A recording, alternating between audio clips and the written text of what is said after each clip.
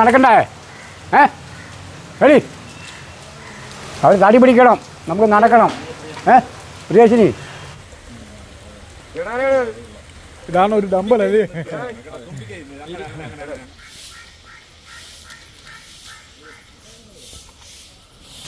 മോനെ, നമുക്ക് അവരുടെ കൂടെ ഒക്കെ നല്ല നല്ല ഭംഗിയായിട്ട് ഒരു തടിയൊക്കെ പിടിച്ച് വെച്ചിട്ട് മസിലുമൊക്കെ പിടിക്കണം. നമുക്ക് മസിൽ വരണം. ഫോട്ടോയ്ക്കൊക്കെ പോസ് ചെയ്യും അല്ലേ? ഫോട്ടോയ്ക്ക് എല്ലാ കാര്യത്തിലും ഡീസൻ്റാണ്. അത് ഈ ഒരു കാര്യത്തിലേ ഉള്ളൂ. തടി പിടിക്കാൻ പറയരുത്. ചില വാപ്പാന്മാരെ കാണും, ഇതേ ഉള്ളൂ വലിയ കാര്യം. പുലർച്ചെ ഉറക്കമെണീറ്റാൽ പ്രഭാത നടത്തവും മനുഷ്യരെ പോലെ ജിംനേഷ്യത്തിൽ പോയി ഡമ്പലെടുക്കുകയും ചെയ്യുന്ന ആനകളെ കണ്ടിട്ടുണ്ടോ?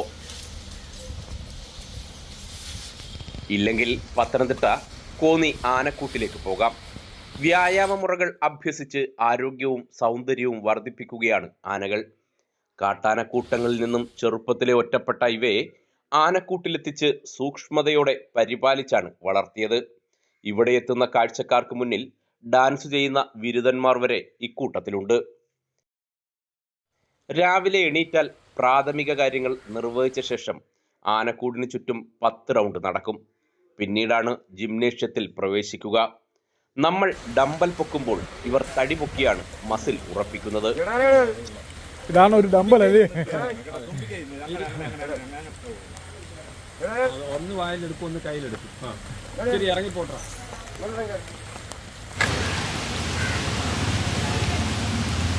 അടിക്കട്ട് കൊള്ളേ.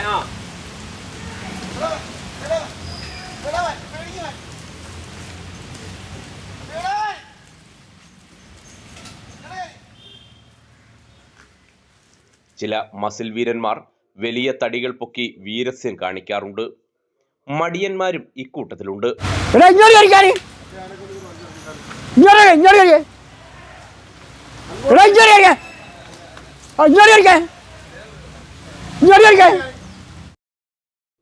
പ്രിയദർശിനിയാണ് ഇവരിൽ മസിൽ വുമൺ. ഏതു വലിയ തടിയും നിഷ്പ്രയാസം വലിച്ചുകൊണ്ടു പോകും. ഇഷ്ടപ്പെടാത്ത ആളുകൾ അടുത്തു വന്നാൽ കുസൃതി കാണിക്കാനും മടി കാണിക്കാറില്ല. ചിലവാരും മാതാമ വരുമായിരുന്നു. ഇറ്റലിയിൽ ആ ഇറ്റലിക്കാർ വന്നു കഴിഞ്ഞാൽ ആ മാവിൻ്റെ ചോട്ടി പഠിപ്പിക്കും. അവർ വന്നിട്ട് രാവിലെ പാത്രത്തിൽ കയറി കഴിഞ്ഞാൽ വൈകിട്ട് അവർ ഇറക്കി വിടുവാറ്. ഈ കഴിഞ്ഞ പ്രാവശ്യം വന്നു. അവരിനി അവസാനമായിട്ട് കഴിഞ്ഞ് ഒന്നുകൂടെ മീനായ കാണണമെന്ന് പറഞ്ഞ് കഴിഞ്ഞ കൊല്ലം ഇവിടെ വന്നിട്ട് പിന്നെ DFO ഇതൊക്കെ അനുവാദം മേടിച്ച് ഇവിടെ വന്ന് മീനായുടെ കൂടെ ഫോട്ടോയൊക്കെ എടുത്ത് എനിക്ക് ഈ വർഷം വരാൻ പറ്റിയില്ലെന്നും പറഞ്ഞുകൊണ്ട് അങ്ങനെ വലിയ കാര്യമാണ്. എന്തായാലും സ്നേഹമുള്ള ഒരു കാര്യമാണ്. പാപ്പാന്മാർക്ക് പണി കൊടുത്തവരും ഇവരിലുണ്ട്. പിന്നെ നമ്മുടെ 2-3 പാപ്പാന്മാരോടെ ഉണ്ട് സ്നേഹം കുറവ്. അവരെ കാണുമ്പോൾ മറ്റേ ഞാൻ പോകും. അതുപോലെ തന്നെ കാക്കിയിട്ടവരെ കാക്കി നിൽക്കണോ പാണ്ട കണ്ടു കഴിഞ്ഞു പിന്നെ ഇങ്ങോട്ട് വിളിക്കാതെ അങ്ങോട്ട് പോകും. പിന്നെ അതിന് കല്ലാ പോകും. നമ്മുടെ ഇഷ്ടത്തിന് വരുമല്ലോ. അങ്ങനെയുള്ള ചില വലിയ ഇതൊക്കെ ഉണ്ട്. ഫോട്ടോയ്ക്കൊക്കെ പോസ് ചെയ്യും അല്ലേ? ഫോട്ടോയ്ക്ക് എല്ലാ കാര്യത്തിലും ഡീസൻ്റാണ്. അത് ഈ ഒരു കാര്യത്തിലേ ഉള്ളൂ. തടി പിടിക്കാൻ പറയരുത്. ചില വാപ്പാന്മാരെ കാണും, ഇതേ ഉള്ളൂ വലിയ കാര്യം. പിന്നെ കിട്ടിക്കഴിഞ്ഞാൽ അവരെ ഓടിക്കാൻ പറ്റില്ല. അതിപ്പോൾ എന്നെ അടുത്ത് കളഞ്ഞിട്ടും പോകും.